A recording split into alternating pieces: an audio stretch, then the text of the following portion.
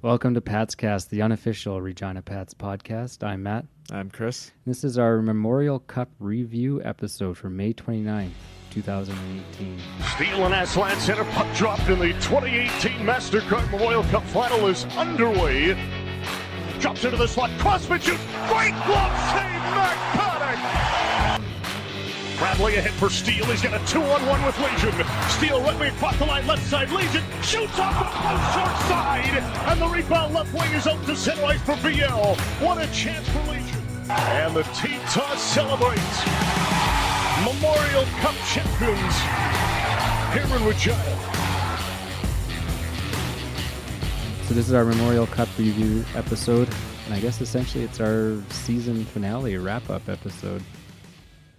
Yeah, the season has come to a close.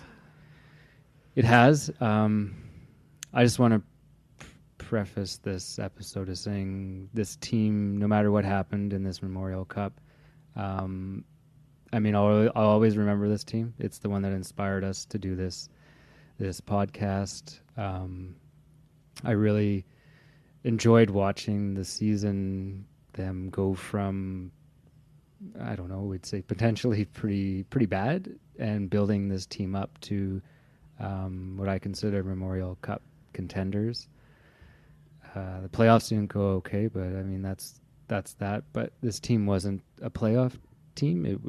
It was built for the Memorial Cup, and they were damn close to succeeding, really. Yeah, they were right there. They proved everybody wrong. That said, oh, do they deserve to be there? Blah, blah. You know, the host team, all that. Yeah, everybody's always debating the host team issue, but they played well. They showed up at this Memorial Cup and played. They just ran into the best team in the country, in my opinion. And they clearly outplayed us in both games. Yeah. So, we beat Hamilton twice. We beat Swift Current fairly handily, except for the last third period there they got a couple back, but I mean, we handled them. I didn't think the outcome was in doubt that much in that game, but we beat Hamilton twice, so we just couldn't beat Bathurst. You know, you got hats off to them. They played excellent. They dominated us in both games. Yeah, they really did. They had our number the whole time. The whole game, the final it wasn't a ton of fun to be at. The crowd was pumped, ready to go, but nothing. I made a tweet. This place is a powder keg ready to go off, and there was nothing to ignite it. The whole game, it wasn't until the Bronx cheer. It was like a nervous energy, you know, because they came out fast, right? And everybody's like, ooh. They came out fast. They didn't come out fast. They are fast. Yeah, they are an incredibly fast team. And puck possession, we couldn't get the puck from them. There was a definite gap in I don't want to say skill level, but execution there. They made us look like boys out there compared to men. Yeah, and I think that time off, that break really helped them, right? Because they'd gone through the playoffs and everything, that war, and they come here, they play their 3 games, and then boom, they get that 4-day break. Mm-hmm. And I know the Pats were tired. They weren't tired in the sense that they were worn down from a long playoff push and things like that. They got tired throughout that game. Yeah, they were running around. I mean, anyone who's played a sport and plays the full hour game, you have to pace yourself somewhat. But they were going balls to the wall, gas pedal down, just to keep up with the Teton. Yeah, and keep the score at 1-0. You could see late in that third period, all our top guys were just dragging. Yeah, they had nothing left. They had no gas. Even at 2-0, they had nothing. When that second goal went in, you could just tell that was the dagger. 2 goals shouldn't be a lot, but it was in that game. It was monumental. Yeah. Oh yeah, I remember, man. There was still 4 minutes left, and the puck kind of was in our end. And it was a toss-up between Mahura and one of their players, and Mahura he didn't even skate for it. He just gave up. No, I don't want to say gave up. He did not have the gas. Yeah. They put it all out there, and I think that's what I'm proud of in this game is, even though they got beat badly in that sense, they put it all out there, and it didn't look like it was a lack of effort. it wasn't a terrible amount of mistakes that was the difference. It was just a much better team that they were playing. Yeah, like even on that second goal, the guy just outmuscled Hebig for the puck. Like Hebig had his stick tied up, but the guy still managed to get it. It was just in, like you know, just a little bit better body positioning and just a little more strength, like had the energy to really push that puck, and he just pushed it in basically. He didn't really. It wasn't a shot. He just kind of had his position and just pushed it in, and that was that. But I think the saddest thing about it is the format of the tournament allows that one game, and I think over a 7-game series, Bathurst would beat us in 5 or 6 for sure, right? Yeah. But that one game, as the Memorial Cup is, one game that you can just have a good one and they can have a bad one, and you can be Memorial Cup champ. And that's what was sad, because when we were down 1-0, we had shots that hit the post. And when it was 1-0, I thought the next goal, whoever scores the next goal will win. Because if it's the Pats, the place will go off the charts, and they'll have the energy. They'll get the energy from the crowd. And if Bathurst scores, as they did, it'll deflate us down to nothing. Yeah. And we were so close. Oh, that 2-on-1 with Legion, I knew he was getting the puck, and I'm like, yeah, here it is. Here's the goal. Yep. Like, Legion scores every time he's got a great open chance like that. He snipes a goal. And I was down at that end when it was coming, and I thought, here we go. No. Post and out. Like, like that close. And then Steele hit the post not too long after that, and it was just the few chances we had, we just couldn't bury it. It was a matter of inches, and I think that's what's really impressed me about this team and that effort was they were getting so manhandled, but they were able to not let. I don't know if they just didn't let it clean shots, or I mean, you had the higher vantage points. So maybe you had you can maybe have more insight on that as to. Because we've seen shot totals that are so lopsided, but even, I mean, Regina had a few, and I remember Paddock saying, well, it doesn't matter if you get a bunch of shots and you don't get the rebounds or they're not good shots. Yeah. They did dominate us. Like, they did have zone time for a while. Like, you know, Paddock, that was the bright spot of this game. Paddock, too. Like, he did make some good saves. Like, there was a half dozen, like, excellent saves. But... yeah, I don't know. It was just kind of like we could get the puck out. We got it in their zone. We didn't have any zone time, and then it came back. I noticed in the first period the puck was bouncing a lot in the offensive zone. That's right in front of us there, and the Pats couldn't just get a hold of it. Like I'm not saying it was the ice or anything. It was just they just couldn't get a clean pass. I've heard when games get into these championship games and it's warm outside, there's a lot of people in there. And they might be cycling pucks more often, that they don't get a chance to freeze as much, and they're kind of warmer and soft. I don't know. I think they were. I heard they might have been using a new puck every whistle kind of thing, or every few minutes to get a cold puck out there. Yeah, it might be something like that. I mean, that's not what. But I mean, it's not just that. Like, they just couldn't get a clean pass. You know, it got tipped or whatever, or you just couldn't. You know, pass was in the skate, or like they just couldn't get that zone time in the first little bit. Like, if you can get the zone time, get them running around, you know, you can control the play, and you know, get a couple chances here or there. It could be a different story, but they just took the puck and then they took it away, and you know, it's back in our end again. So we didn't have much zone time. That that really, I noticed that as well, and that's reflected on the shot clock as well. It was halfway. It was the 10-minute mark, and we had 5 in the second period, and we had 5 shots. Yeah. Well, I know that first half of the second period we had like nothing. No. And then finally we got some momentum going late in the second period. Yeah. And we got some pushback. But you know, that's half the game. Too late. And they already spent so much energy. Yeah. Not going down 5-0. So I don't know. I've had a few days to think about it and digest. I mean, I was super bummed after we had talked about. We said we're not. I couldn't record that night. It was. Yeah, it was too raw. Yeah, we had to let it. And ultimately, I'm okay with it because, like I said, I don't think we played poorly, but we lost to a much better team, so it's not like I guess it's just that we could have won too. That's what's kind of we were right there. We were in the final, Yeah, at least we didn't go 0-3 and look like bums. So. we showed that we could play, and we were good I enough to mean, be there. So if we went 0-3 and just got dominated in every game, we wouldn't live that down. But I think we showed everyone we deserved to be there, and they built a good team to play in that tournament. And so I don't know what else to say about it. It sucks, but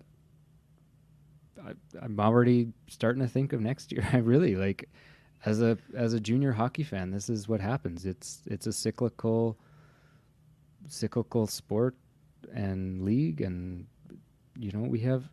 But again, looking at, you have to pick out some of the bright spots for next year. You have Nick Henry, you have Jake Lesishin, you have Max Paddock. Yeah, we have some 20-year-old spots we can fill. So, Puto could be there. Legion could be there. Scholler as well. Scholler. I've heard some rumors on Facebook that Cale Fleury might still be in the dub. Who knows, right? Yeah. Like, him coming back would cost us another draft pick. I can't remember what offhand. Oh, was it a conditional? It's a conditional, so I assume okay. we'd have to give up another pick for him to be back. And it might be just that, the way it could go is they're somewhat competitive. They have some good games. They have some good players, and we end up selling at Jet. I mean, that's what everyone's predicting. Yeah. Who knows, right? Well, the division's going to be weak, right? Exactly what I was thinking. We could. Like, PA's probably going to be the class of the division, I think. Brandon will be right there. Saskatoon, maybe. And then it's going to be Regina, Moose Jaw, Swift Current in the bottom. So. And we could get into that wild card spot and have a playoff series again, And who never know. Because I don't see the Central being super good either. Like, nobody was spectacular this year, so we'll see what happens. Other rumors going on for next season? Sounds like Paddock could be hidden upstairs and full time. And I think we talked about it a little bit when they got signed. They just said they've signed contracts. There's no details as to what, for how long, in what capacity, or anything. This is similar to when Struch was in Saskatoon and they had the Memorial Cup.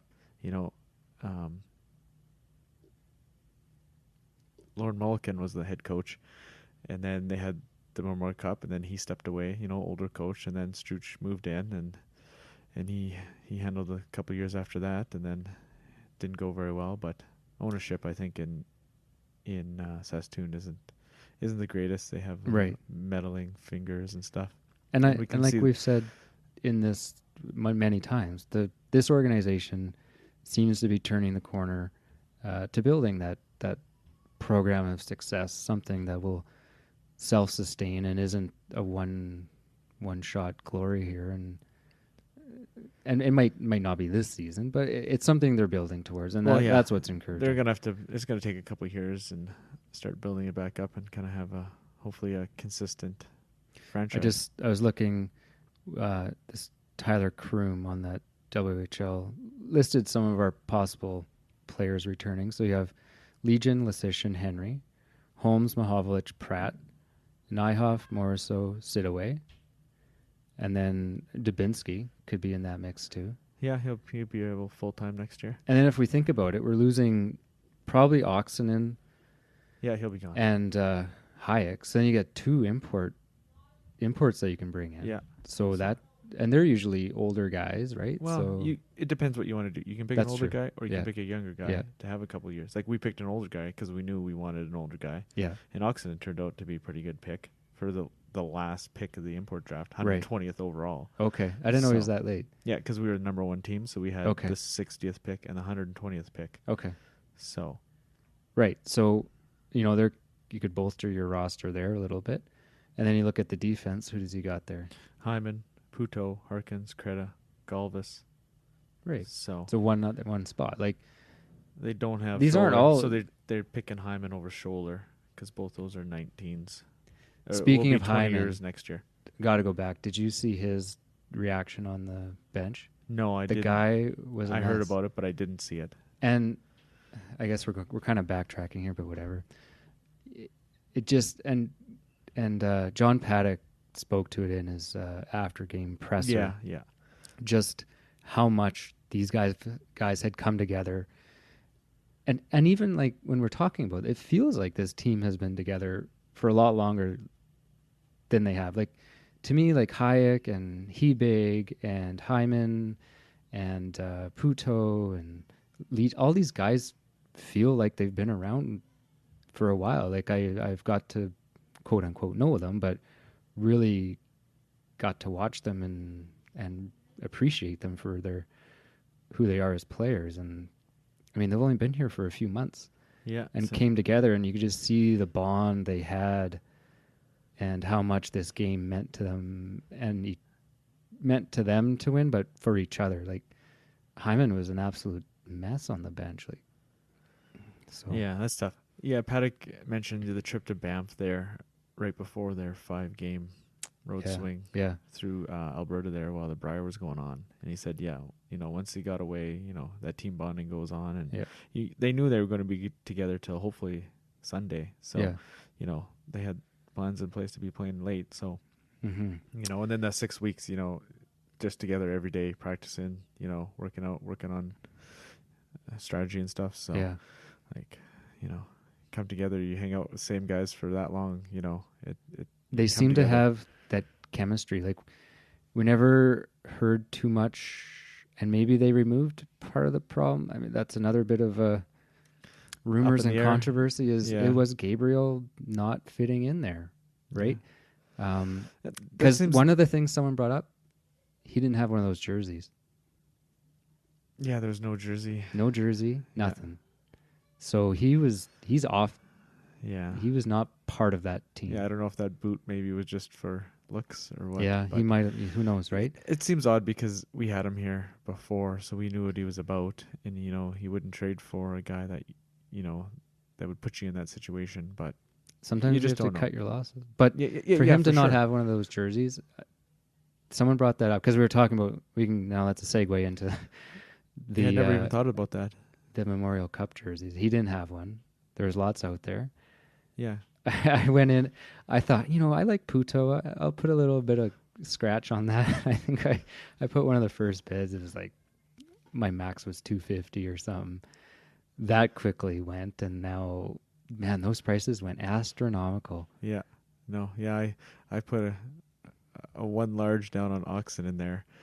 And I had it till about the last couple minutes, and then whoever was on it before that, came back and just kept upping it. It was just turning into a bidding war because you got the 5 minutes every bid. Everyone's getting. I know. So I don't know what your max budget was going into this, but probably not. It was probably a little less than $1,000. Well, yeah, that's I think a lot to put down. But I knew.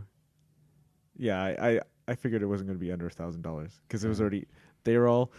Oxen was one of the lowest player warrants, and then the non-warrants, the extras were about the same price. And I was like, well, I'll see if I can get a player worn one. And then, so I put $1,000 down on it. I was like, okay, I'm going in for it. And it just escalated. And then I was like, oh, maybe I can get back in on one of the non-warrants. And they just kept going up every 5 minutes. It was just another $50. And I was like, oh, I'll put 12. See how long that lasts. Yeah, that lasts like 30 seconds. Like, I was like, okay, I'm done. And when I walked away, they were $1,600, and I was just like, for non-game warrants? For the non-game warrants one. Well, I saw Dumba's at $3,000. Oh, $3,000 for Dumba. Like, who's in a bidding war? Bidding war against each other though? Like, yeah, I don't know. That's a lot. He wasn't even on the ice. He wasn't even dressed. Yeah, no, he wasn't. Well, he might have been dressed. Well, depends what happens, because I seen Bathurst's third goalie jump the boards and come in and celebrate all dressed, fully dressed. So I was like, where'd that goalie come from? But yeah, they get dressed. If you're going to win it, you get dressed. And even if you weren't playing in the game, they get dressed ready for the pictures. I don't know what Steels went for. 65 I seen. So that's a lot of cheddar. Yeah. So, but I mean, it's open to the whole country's watching this. Yeah, exactly. Some guy. And it sounds like now that they've been doing it a few years, they become a very hot commodity. Same thing in last year in Windsor. So. People are almost paying that much for the patch that comes on it, right? If anyone doesn't know, the Memorial Cup patch, not the Regina 100, but the one that each team wore on different spots. I think we had it on our sleeve. Yeah, the actual Memorial Cup patch. Those are a hot commodity ticket as well, and not just this year, other years too. Yeah, it sounds like they've been available every year if you know who to talk to, and then it sounds like this year they just couldn't get a hand on one. So we went to the fan breakfast, and they had these patches, and they were. I didn't know this until later. They were also going with a $50 cake gift certificate. Right? And I thought, $50. I'll put no one's going to be that interested in these. I put a few tickets in, and I went back later, and they're just there's solo cups for these things, right? You put your ticket in, and it was overflowing. I'm like, what the hell? Why do people want this cake thing so bad? It wasn't until after that I found out the allure and of these patches. Yeah, and the lady won both of them. She won both. Chris tried to. I don't know how much you would have spent on them, how much you were willing to spend, but she wasn't. She knew what she had. She wasn't giving them up. Her friend was like, "Yeah, no, they're not for sale." Yeah. Her friend was definitely not. Yeah. This same lady was wearing a Windsor. What do you call it? The Friday jersey. Yeah. So the rare, and she had spent She said she spent $1,000. Yeah. Yeah. So I was like, "Oh, well, all right." Yeah. All I know what I'm getting stuff's into. Kind of out of our tax bracket, but. It's good to see people spending money on junior hockey, and I wish. Do they ever report ratings on these games, or? I'm not sure, but it was nice to see the Brand Center sold out. It was packed. The energy going in. I mean, I was jittery, so that was. I hope everyone. I don't know what everyone else was like. I don't know where we want to go from here. It's. Maybe backtrack a bit to the tournament here. The All-Star team. You got Steele as the MVP. Obviously, he won the trophy there. And it wasn't really well known. This list, it didn't seem like. I don't know if it's official from the Memorial Cup or not, because it's selected by NHL Central Scouting. But you got Steele, Jeffrey Vale, and Samuel Aslan from Bathurst as the All-Star forwards, and then you got Mahura and Noah Dobson from Bathurst as the defense, and then Max Paddock got the goalie spot, and then Steele is the MVP. And then it seemed like there was from the league, there was also other awards. There was a most outstanding goalie, and Caden Fulcher from the Hamilton Bulldogs won that. Mm-hmm. And then there's a most sportsmanlike player. That was Adam Hallwell from Bathurst, who scored the first goal and the championship winning goal. Yeah. And then obviously Steele, the leading scorer and most valuable player. So we got recognized as some good performances. Can't forget Nick Henry's hat trick there against Swift Current. That was another outstanding game. And Swift Current got shut out, so that's screw. Okay. I mean, it was nice. I wouldn't want to say it's nice to shove it back in them, but they still won the title though. They did still have that. And okay, going back to that, would you rather have won the WHL or the Memorial Cup as a host? I think winning the WHL is bigger. Yeah, winning the league is bigger. I think if you win the league and then you go and win the Memorial Cup, great. Yeah, that's like the cherry on top of your ice cream. Big cherry on top of your ice cream. I think winning the league right now is a little more, I don't want to say prestigious, but it has more weight, I think. Yeah. Because you had to go through the 4 rounds. And it's really the best of the best there. Yeah. This is just a crapshoot tournament. You don't play this way anywhere else. It's just 4 teams, quick little round robin, and that's it. I think they said it on OHL Fanboys. You're Memorial Cup champions. You're not the national champion. Yeah. Right.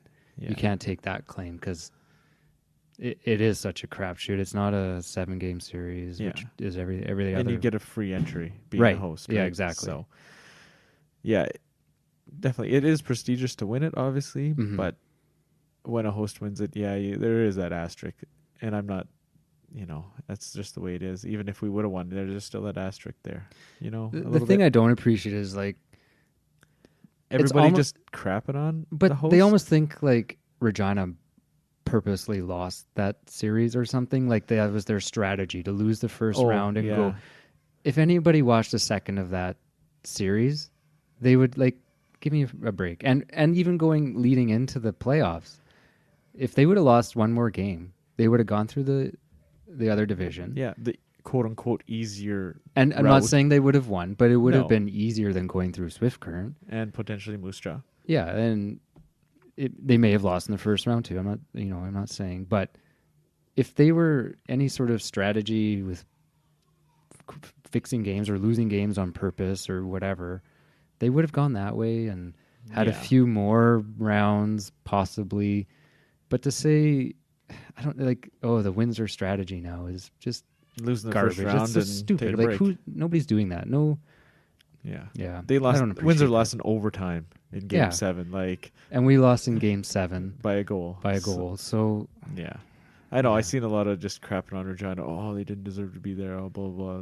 But I don't know. We paid the money. Yeah. Not that, I'm not saying that we bought it, but we stepped up, paid the money, and obviously we had to pay a lot. It's the format of the tournament, and like other people have said, what's the other option? Yeah. If you don't like it, come up with a better option. Yeah, because if you host this in Saskatoon, even Regina, and say Swift wasn't in, and it was Everett, and imagine if Everett was Bathurst and Hamilton. Who the hell? They would have had empty games the whole time. Yeah, and that's even with the host team. Like if you have a random place with 3 teams that nobody's really interested in, nobody's going to show up. No, like it's just the way it is. Like you're paying how much money, and to go watch a bunch of teams, like only the hardcore people are going to be there. Yeah. So until someone figures out something better, then they can stick it. Well, you look at the RBC Cup Chilliwack hosted. They were terrible this year. Like I think they went out in the first round, but I don't like the playoffs are obviously a little bit different than Junior A. You don't have as many teams, but they were under 500 team, and they fired their coach at the end of the year, and they had the long layoff. Blah blah blah. They waited for all the teams to come, and then they did it. They won it. So like, is that a true national champion? Like you said, not really, right? They were a pretty rough team in the regular season, but they won the RBC Cup. So yeah. Anything else you want to talk about this game, this season? I don't know. It was a good season, It was. Yeah, they came together. They had a great second half. The first half was rough, like we said, but second half they played real well. And with last year, the big run last year, coming up a little short. Same thing this year. Yeah. It's kind of tough watching teams celebrate on our ice 2 years in a row. It's that's tough. It is a little. It stings. And it's gonna be a little while, I think, till we have that championship team. But as a supporter of the team, I look forward to watching this new team come into its own. I was looking back at statistics for Brooks and Steele. Their first couple of years were not impressive at all. Like we could have some guys next year that are on this team that evolve into these next for sure superstars, and so I look forward to getting to see this team develop and mature and see what management has in store and some of their plans, and maybe it'll be a little bit less stress on obviously the team, but as fans too. We know we're not hosting Memorial Cup. The team is what it is, and we can enjoy watching them and see how the season goes. Yeah, it'll be fun to watch anyway still. I think that does it for the season. I don't know. It's kind of bittersweet. We were kind of getting on a roll here, but really this was our opening season. We're calling it season 0. We're learning a lot in terms of producing this show and getting it going for you guys. Next year we'll come back with our season 1. Again, we hope to do some season previews. We won't wait till the season starts. We'll have maybe some training camp news, schedule, some roster updates. Yeah, we'll see who things makes it to camp. Yeah, see how that list changes, because there's still overage guys on the list, so that protected list will change over the next little bit. Steal an idea from OHL fanboys and maybe do a schedule release discussion. Yeah, look at that.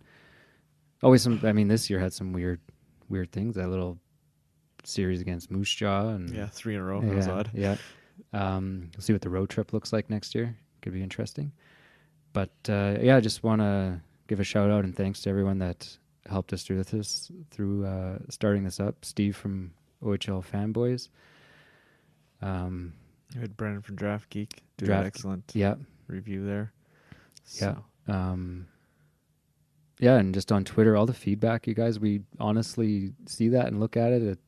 It lights up our phone every time someone mentions us or replies to us, or we get a follow or anything like that. So we really, it kind of keeps us going and lets us know people are listening and interacting. That really does help. Yeah, no, thanks a lot, guys. And maybe we'll have something here a couple in the summer and go from there.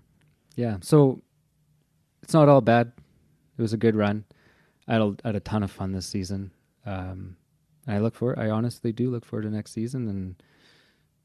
And one of the great things about sports is like what I always tell my wife is sometimes I didn't care as much about sports as I do, because I come home and I'm down. Like, it's a real emotion. But one of the great things about sports is it's real emotion without the real consequence, is what I always say. Like, you feel so down, but really, it's just a game. Yeah, it's whatever. A game, and there's always next year, and you move on, and nobody died or anything. But you feel so down. It's like that, but in a few weeks we get over, and I'm a Seahawks fan. I had to go through that nonsense. You'll still always remember it, but you do get over and you get to laugh about it and you look back at it.